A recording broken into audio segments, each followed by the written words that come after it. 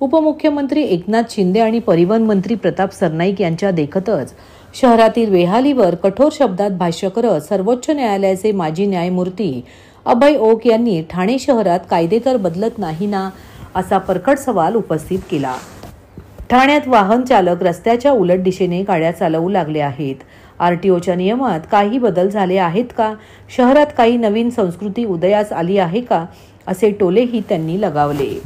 शहरात पर्यावरण वृक्षतोड मोठ्या प्रमाणात होते। मोकळे पदपद नाहीत, परवडणारी घरे नाहीत। तलावांच्या शहरात तलाव कुठे आहेत? ठाणे स्थानकाच्या बाहेर लोकांना चालायला जागा नाही, असे एकामागोमाग एक सवाल करत न्यायमूर्ती ओक यांनी शहरातील समस्यांवर परखड भाष्य केले। ठाणे वैभव या वृत्तपत्राच्या प्रवासावर साकारलेल्या छापता छापता या पुस्तकाचे तसेच कॉफी टेबल पुस्तकाचा प्रकाशन कार्यक्रम शुक्रवारी पार पडला। या कार्यक्रमास उपमुख्यमंत्री एकनाथ शिंदे, सर्वोच्च न्यायालयाचे निवृत्त न्यायाधीश अभय ओक, परिवहन मंत्री प्रताप सरनाईक उपस्थित होते। त्यावेळी अभय ओक यांनी ठाण्यातील समस्येविषयी मत व्यक्त केले। मुंबईलगतचे शहर असल्याने ठाणे शहर मागील काही वर्षांमध्ये मोठ्या प्रमाणात नागरीकरण वाढले आहे। असे असले तरी शहरातील रस्ते अरुंद आहेत, अनेक प्रकल्प रखडलेले आहेत। वाहतूक कोंडी, पर्यावरणाचा ऱ्हास, लोकसंख्या वाढत असल्याने झालेली गर्दी यामुळे नागरिक त्रस्त आहेत।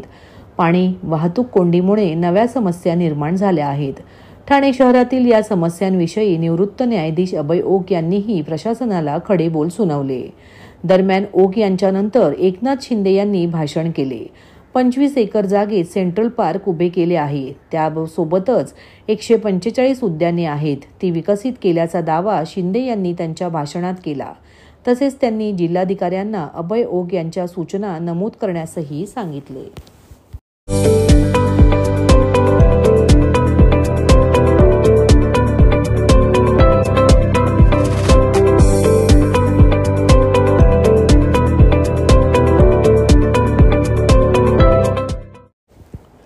गेल्या काही दिवसांपासून खालीद का शिवाजी या चित्रपटावरून मोठा वाद सुरू आहे।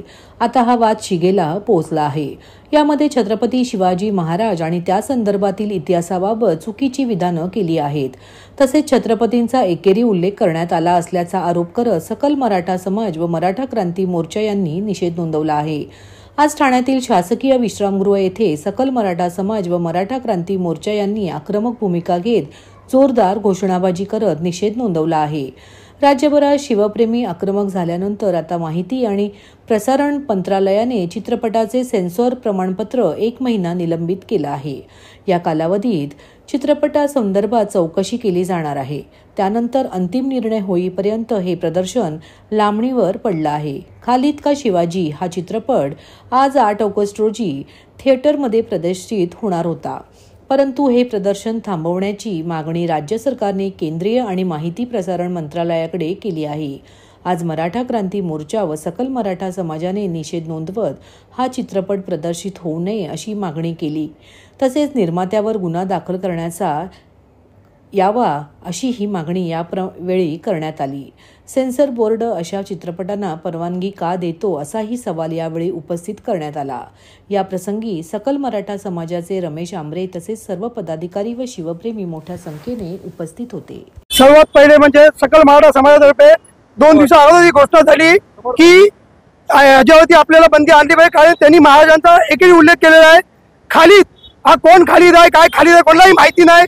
हे फक्त एक पिक्चर बनवतात आणि मुद्दाम कुठेतरी समाजाला दिवसरात्र काम हे करत असतात। आणि छत्रपती शिवाजी महाराज हे सर्वांचे दैवत आहे। त्यांच्याबद्दल असे आक्षेप जे त्यांनी उद्गार केलेत ते त्यांनी तात्काळ बंद करावेत।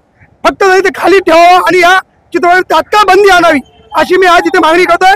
सकल मराठा समाजातर्फे ही आमची मागणी आहे आणि 1 महिना नव्हे, कायमस्वरूपी ही बंदी झाली पाहिजे। नाहीतर ठाण्यातला एकही मॉल, एकही थिएटर इथे पिक्चर हा लागला ती सर्वस्व जुमाई तर थिएटरची असेल आणि त्या मालकाची असेल। आम्ही जाहीर त्याचा निषेध नोंदवतो। सकल मराठा समाज असेल आणि मराठा क्रांती मोर्चा असेल, आम्ही त्यांचा निषेध नोंदवतो। तुम्ही बघाल की नेहमी वारंवार अशा गोष्टी घडत असतात, म्हणून आम्ही नेहमी लोकशाही मार्गाने आज आम्ही त्या लोकशाही मार्गाने नोंदवतोय। जर का हा पिक्चर रिलीज झाला तर आम्ही रस्त्यावर उतरून लोकशाही न बघता आम्ही हे आंदोलन करणार। हे मी मगाशी तुम्हाला की हे ते मुद्दाम हे करतात काही गोष्टी, हा त्याच्यामुळे हे चालू आहे नेहमीच, आणि हे नेहमीच आहे. 2-5 महिन्यांनी 4 महिन्यांनी काहीतरी महाजनबद्दल आक्षेप व्यक्त करायचा आणि त्या लोकांमध्ये रोष आणायचा. आता ही शेवटची वॉर्निंग आहे, याच्यानंतर आम्ही ऐकणार नाही. लोकशाही मार्ग आम्ही सोडून काय गुन्हे दाखल करायचे आमच्यासाठी करा. जर का महाजनबद्दल कोणी आक्षेप करत असेल तर आम्ही हे पुढे ऐकणार नाही. नागरिकांना आवाहन करण्यात येत आहे की सध्या डासांमार्फत पसरणाऱ्या डेंग्यू या आजाराचा प्रसार रोखण्यासाठी प्रत्येकाने पुढील प्रमाणे कार्यवाही करावी. डेंग्यू आजार एडिस इजिप्ती हा डास चावल्याने होतो. या डासांची पैदास साचलेल्या किंवा साचवलेल्या स्वच्छ पाण्यामध्ये होते. 8 दिवसांपेक्षा जास्त दिवस पाणी उघडे व साचून राहिल्यास त्यात डास अंडी घालतात. अंड्यांच्या अळ्या तयार होऊन पुढे डास तयार होतात.